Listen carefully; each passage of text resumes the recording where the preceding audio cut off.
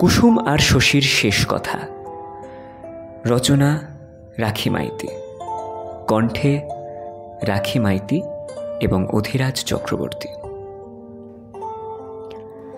তুমি নাকি চলে যাবে গ্রাম ছেড়ে, বলনি তো কই?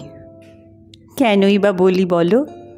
আমি কি তোমার কেউ হই? কত বর্ষা শরৎ তো গেল, গেল কতদিন কত রাত। কোনোদিন দিয়েছ কি অধিকার ধরে এই হাত? কোনো কালে বলেছ কি সেই দুটো শব্দ মনোমতো? আজ কি মারাতে এলে বহুকাল পুরনো সে ক্ষত? তাই তুমি চলে যাবে, ছেড়ে যাবে আজন্ম কাল? ভেঙে দিয়ে যাব ফুল ফোটাতেই পারে না যে ডাল। আজ বুঝি সে প্রগল্ভতা, তোমার সে প্রলাপের মানে কি যে চায় মানুষ নিজেও কি তা জানে? এক একটা ঘটনায় খুলে যায় অচেনা দেরাজ, বছরের অচেনাকে হঠাৎই চেনা লাগে আজ। এই যন্ত্রণা না এলে তো জানাও যেত না কি যে আছে।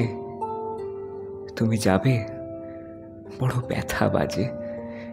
আজ যদি হাত ধরি, আজ যদি আটকাতে চাই, তা হয় না ছোটবাবু।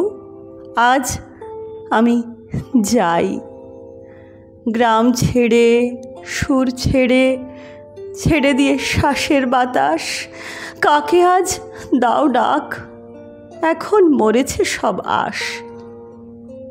একদিন শুধু ইশারায় ঘর ছেড়ে পথে নেমে যেত যে নিমেষে, কবেই সে মরে গেছে, পাওনি সে দিশে।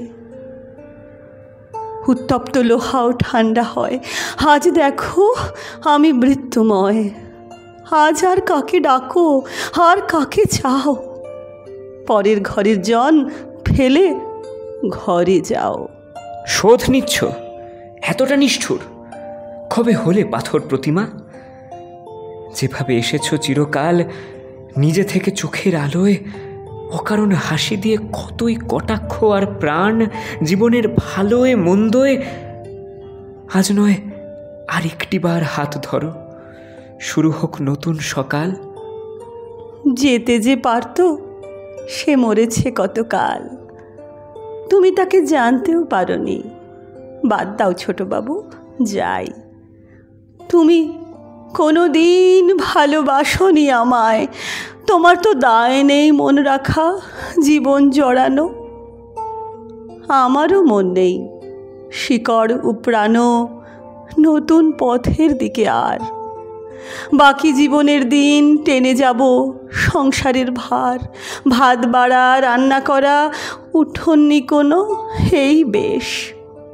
তুমি ফেরো সংসারে, শেষ হোক অবাঞ্ছিত পর ঘরে হিসেব নিকেশ।